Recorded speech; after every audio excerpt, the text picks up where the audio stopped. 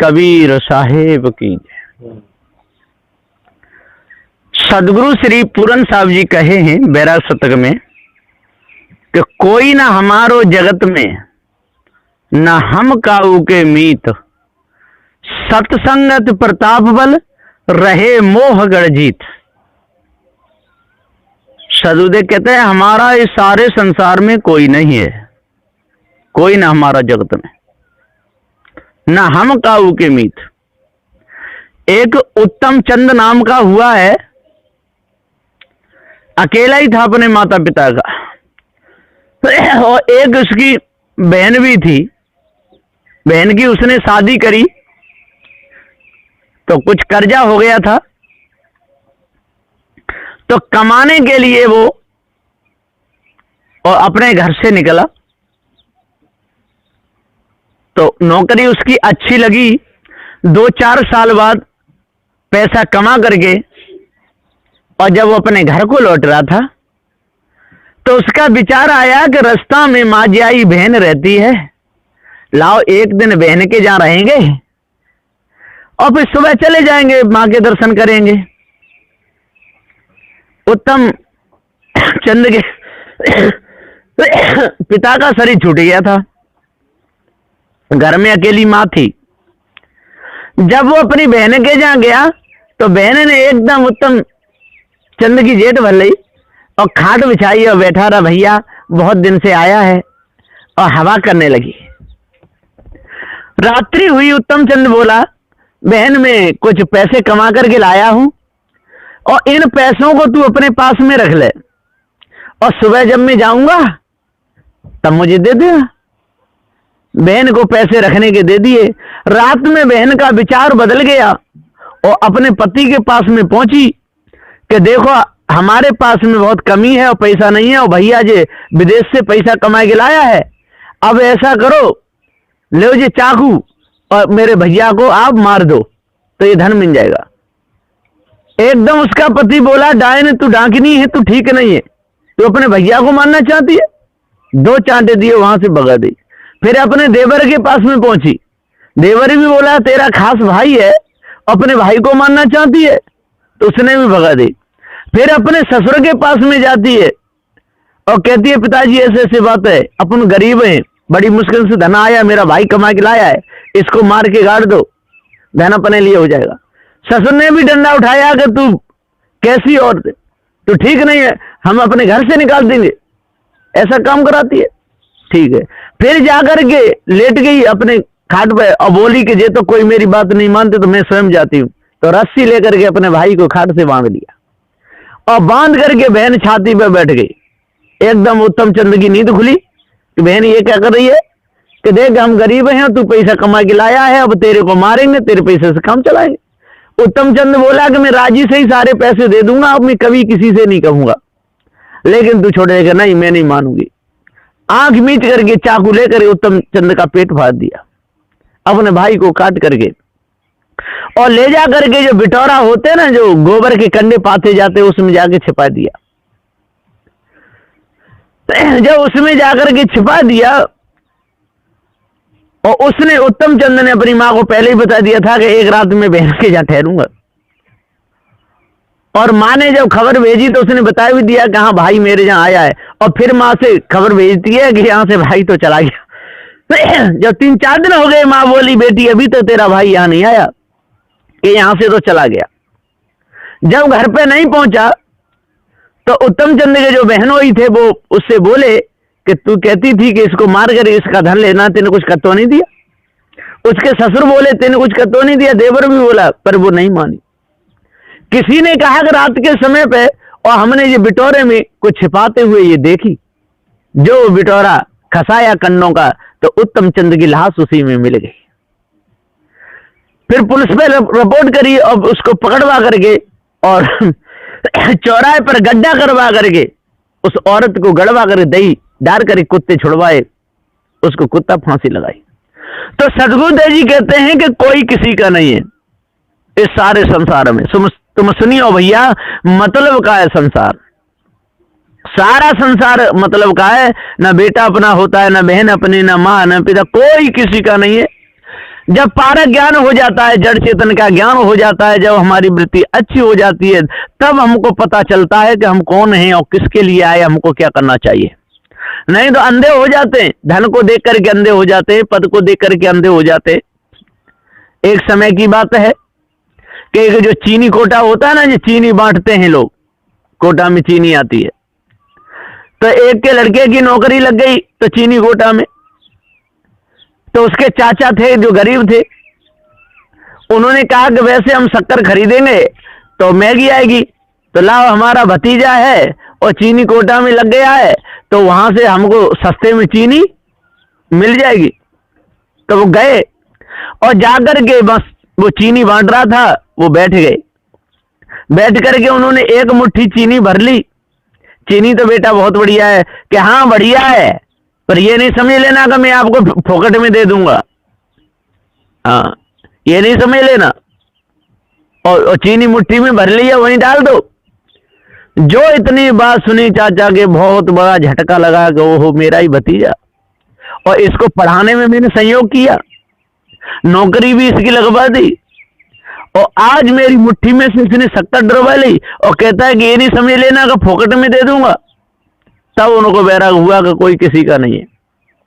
तो तुम सुनियो भैया, मतलब का संसार, सारा संसार मतलब का है, कोई किसी का नहीं है ना। वक्त परे कुछ और है और वक्त परे कुछ और। जब किसी से वक्त पड़ता है तो लोग आकर के पैर भी छू लेते हैं, पैर चाट लेते हैं, हाथ जोड़ के खड़े हो जाते हैं, जो आप कहोगे सोई हम करेंगे, हमारा थोड़ा काम निकाल दो। और काम निकलने के बाद में फिर कोई किसी का नहीं होता है। जैसे नेता लोग हैं, इलेक्शन पे खड़े होते हैं और जिस समय वोट लेने के लिए आते हैं उस समय पैर चटवा लो, कुछ भी करवा लो, हाथ जोड़ेंगे, पैर छूंगे, आपका कोई भी काम होगा हम सबसे पहले आपका काम करेंगे। और जब वो जीत जाते हैं फिर नहीं आते। उनके पास में भी जाओ कोठी पर तो समय बताते रहते हैं, कल आना, परसों आना, आज मैं मीटिंग में जा रहा हूँ, ऐसा भागते रहो, महीनों सुनते नहीं। और जैसे ही इलेक्शन का समय नजदीक आता जाता है, असोई आते जाते, दादा भैया चाचा देखो अब की जिता दो, अब की ये काम कराना है, अब की ये काम कराना है, आप जो भी कहोगे, आपकी लड़की शादी के लिए उसमें हम पैसे भी लगा देंगे, कुछ भी कब्बा लो उस समय। और जीतने के बाद फिर 5 साल के लिए नीचू हो गए। इसी प्रकार सदबुद्धदेव जी कहते हैं कि जब बच्चे होते हैं, माँ के पेट में आते हैं, फिर गोद में आते हैं, और माँ कितना प्यार करती है। बच्चा भोजन नहीं पाता तो मनाए मनाए के भोजन कराती है, बच्चा नहीं नहाता तो मनाए मनाए के नहवाती है ना, कपड़ा पहराती है माँ। इतनी सेवा माँ करती है कि ओहो, उसके ऋण से बेटा कैसे ऋण हो सकता है, बहुत ज्यादा, है ना। गुस्सा हो जाए, कभी कभी ऐसे ऐसे बेटा होते हैं कि माँ से पूरा पूरा दिन बोलते नहीं, 2-2 दिन नहीं बोलते। अब बताइए माँ को कितना दुख होता होगा।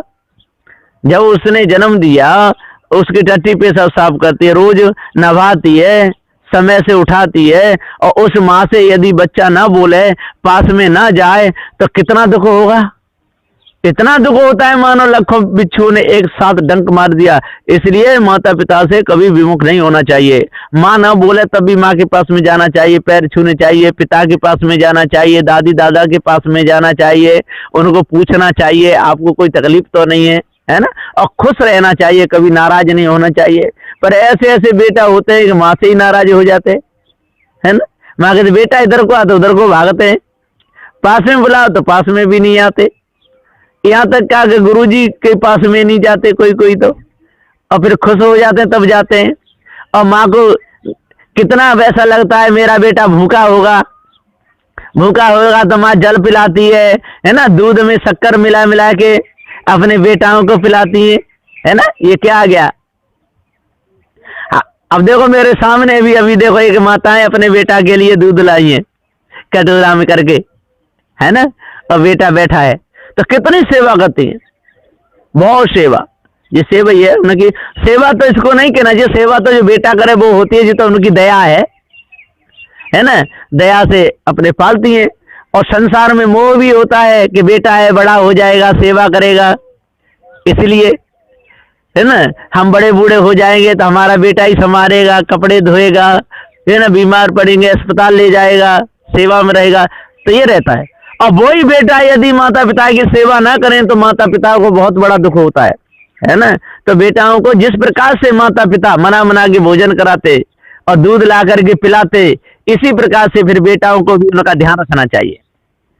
ध्यान रखना चाहिए, उनके पास में जाना चाहिए, बैठना चाहिए और पूछ लेना चाहिए क्या खाओगे क्या पियोगे, खाने पीने की चीज भी खरीद के दे देनी चाहिए। मैंने देखा एक बूढ़े थे बाबा और नाती था उनका, तो अपने दादाजी से कहता था, दादाजी हाँ आप क्या खाएंगे, आपके लिए आइसक्रीम ले आऊं क्या? अरे कि नहीं बेटा सर्दी हो जाएगी। अच्छा तो आपके लिए कचौड़ी ले आऊं? अरे कि नहीं भाई हम तो पतली रोटी मूंग की दाल से खाते हैं। अच्छा फलानी चीज ले आऊं? जो उनके जहाँ संत गुरुजन जाते रहते थे, ज्ञान बोध विचार की बात सुनता रहता था। तो कभी अपनी दादी के लिए उसके पास में 10-5 रुपए हो जाते थे तो दादी के लिए खरीद के लाता था, कहीं दादाजी के लिए लाता था, है ना। और टोपी पहनते थे उसके दादाजी सिर पे, तो एक दिन वो टोपी भी खरीद के ले आया। तो बहुत प्रेम, इससे जो अच्छे संस्कार होते। तो कभी भी माता पिता को जो दुख देता है वो पूत नहीं होता, वो कपूत होता है। और जो माता पिता को सुख देता है वो सपूत होता है। तो सपूत और कपूत में बहुत अंतर रहता है। कपूत माता पिता को दुख देता है और सपूत माता पिता को सुख देता है। तो सुबह जल्दी उठना चाहिए, सुबह अपना काम करना चाहिए, अपने हाथ से नहाना भी चाहिए, और माता पिता यदि कोई काम कर रहे हो तो उनके काम में हाथ भी बटवा देना चाहिए। झाड़ू लगा दे झाड़ू लगवा दो, बर्तन माता मली बर्तन मरवा दो। इसी प्रकार से छोटी छोटी बच्ची होती हैं उनको भी सीखना चाहिए। सुबह उठ करके आंगन में यदि कूड़ा है तो झाड़ू लगा देना चाहिए, है ना। अपनी मम्मी को पूछ लेना चाहिए हम क्या करें, क्या अब ना पढ़ने जाना है, पहले नहा लो, काम करवा लो। इससे क्या है कि सीख भी जाते हैं और मन भी अच्छा रहता है। तो सदगुरुदेव जी हम पुकार के समझाते हुए कहते हैं कि जब तक हम अपने आप को नहीं जानेंगे तब तक संसार में भटकते रहेंगे, और संसार में कोई किसी का नहीं है। सारे संसार में कोई किसी का है ही नहीं। नजर पसार के देख लो, जो हमारी आंख फूटेगी तो हमारे दर्द होगा और दूसरे के नहीं। हमारा हाथ कटा तो हमारे दर्द होगा, दूसरे के नहीं। अपने दर्द को हम ही जान सकते हैं, दूसरा नहीं जान सकता। ना नाती जान सकता, ना बेटा जान सकता, ना पत्नी जान सकती, ना पड़ोसी जान सकते। हाँ आवाज सुन के आ जाएंगे, किसी के सिर में खोपड़ी में दर्द हुआ तो सुनकर के लोग आ तो जाएंगे, समझाएंगे भी, अरे भैया ठीक है रोवे मत, तुझे डॉक्टर से ले जाएंगे, है ना, डॉक्टर के पास दवाई दिलवा देंगे, सांत्वना तो दे सकते, लेकिन उस दुख में कोई हिस्सा नहीं ले सकता।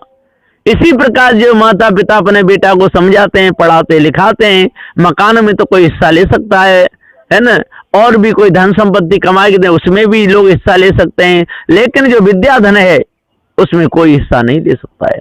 इसलिए बोध विचार ज्ञान है उसमें कोई हिस्सा नहीं ले सकता है। हाँ पास में कोई बैठेगा और सत्यनारायण की बात को मान ले तो भला उसका भी हो सकता है। एक लड़का था, शराब भी पीता था, मांस भी खाता था, गुटखा खाता था, कम से कम 100 रुपए रोज का उसका खर्चा था।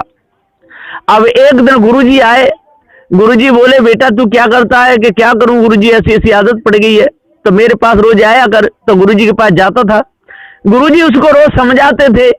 तो धीरे धीरे धीरे धीरे धीरे धीरे उसने नशा सब त्याग दिया, बीड़ी गुटखा सिगरेट पान बीड़ी सब त्याग दिया। 100 रुपया उसके रोज के बचने लगे, तो 3000 रुपया। जब 100 रुपया रोज के बचेंगे तो एक महीना में कितने बचेंगे? 3000। अब वो अपने यार दोस्तों में जाना बंद कर दिया, चारों ओर बैठना बंद कर दिया। सब बोले भैया तू अब कुछ करता नहीं, क्या बात है? कि भैया काम करता हूँ, खेती में करता हूँ, और 3000 रुपया महीना मेरे गुरुजी मेरे को देते। अरे तेरे गुरुजी और तेरे को 3000 रुपया महीना कैसे देते हैं? क्या कि हमारे भी गुरुजी हमको तो देते नहीं? कि नहीं हमारे गुरुजी देते। अब उन्होंने अपने अपने गुरुजी से कहा कि गुरुजी आप तो हमको 3000 रुपया महीना नहीं देते, उसके गुरुजी तो 3000 रुपया महीना देते हैं। कि भैया उनको पूछ कैसे देते हैं, गुरुजी को पूछ। वो गुरुजी के पास में गया, गुरुजी के हाँ आप अपने चेला को 3000 रुपये महीना देते हैं? नहीं भैया मैं तो कुछ नहीं देता हूँ। कि वो तो कह रहा है। फिर उसको बुला के लाए कि झूठ बोलता है, कहता है गुरुजी मेरे को 3000 रुपये महीना देते हैं। वो बोला कि देख सुन, मैं पहले 100 रुपये रोज खर्च कर देता था, है ना, नशा में, बीड़ी सिगरेट पान गुटखा में, और गुरुजी से जब से उपदेश लिया और ज्ञान समझ में आ गया तो रोज के वो 100 रुपया मेरे बचने लगे। तो बचने लगे तो वो गुरु की दया से तो बचे। तो ये किन्ने दिए महीना में 3,000 रुपए? तो हाँ गुरु जी ने दिए, तो उन्होंने ही वो ऐब छोड़ दिए। तो गुरु कृपा से जो भी ऐब छूट जाता है उसमें जो धन खर्च होता है वो बचता है, ये गुरु की दया है। और हम किसी से लड़ते हैं, झगड़ते हैं, मारपीट करते हैं, वो हमको पीटता है, हम उसको पीटते हैं, और गुरु की दया से ये सारे कर्म छूट जाते हैं, तो हमारी इज्जत बचती है। तो किन की दया से बची? गुरु की दया से। धन बचा गुरु की दया से, पद बचा गुरु की दया से, घर में मेल हुआ गुरु की दया से। तो गुरु की दया से ये सब कुछ होता है। जो गुरु की दया को समझ लेता है, समझ लो वो मनुष्य है। और जो गुरु की दया को नहीं समझ पाया तो वो मनुष्य हो ही नहीं सकता है। कामी क्रोधी लालची इनसे भक्त न होए, भक्त करे कोई सूरमा जात वर्ण कुल खोए। कामी मनुष्य कभी भक्ति नहीं कर सकता। कहीं भी जाएगा काम वासना से देखेगा, पकड़ा जाएगा, पिटेगा, सिर पे जूते पड़ेंगे, भगा दिया जाएगा। क्रोधी क्रोधी है, थोड़ी बातों में लड़ जाएगा, झगड़ जाएगा, कुछ डंडा उठाए के मारेगा, वो उसकी चांद में पुलिस आएगी, पकड़ा जाएगा और थाने जाएगा। क्रोधी भी भक्ति नहीं कर सकता, कामी क्रोधी। लालची होगा तो लालच में वो भक्ति करेगा, किसी वस्तु के लालच में भक्ति करेगा, और वो वस्तु उसको नहीं मिली तो भक्ति छोड़ के भाग जाएगा। ऐसे लोग तो कामी क्रोधी और लालची, इनसे भक्त न हो, ये भक्ति नहीं कर सकते। भक्त करे कोई सूरमा, जात वर्ण कुल खोए, कोई सूरमा भक्त कर सकता है। कौन? जो काम क्रोध मद मोह लोभ पे विजय प्राप्त कर ले, वो भक्ति कर सकता है। तो भक्त करे कोई सूरमा, जाति वर्ण कुल खोए, जो जाति को बिल्कुल नशा उतार दे, शुद्धता का ध्यान दे, अच्छी संगति करे, अच्छे मानव हैं, अपने हितकारी हैं, हितैषी हैं, उनके कर्म बढ़िया, उनसे मेल करे। जात वर्ण के हिसाब से नहीं, अपनी जात का है, यदि मांस खाता है, शराब पीता है, उनके कर्म करता है, वेश्यावृत्ति करता है, तो वो नीच है।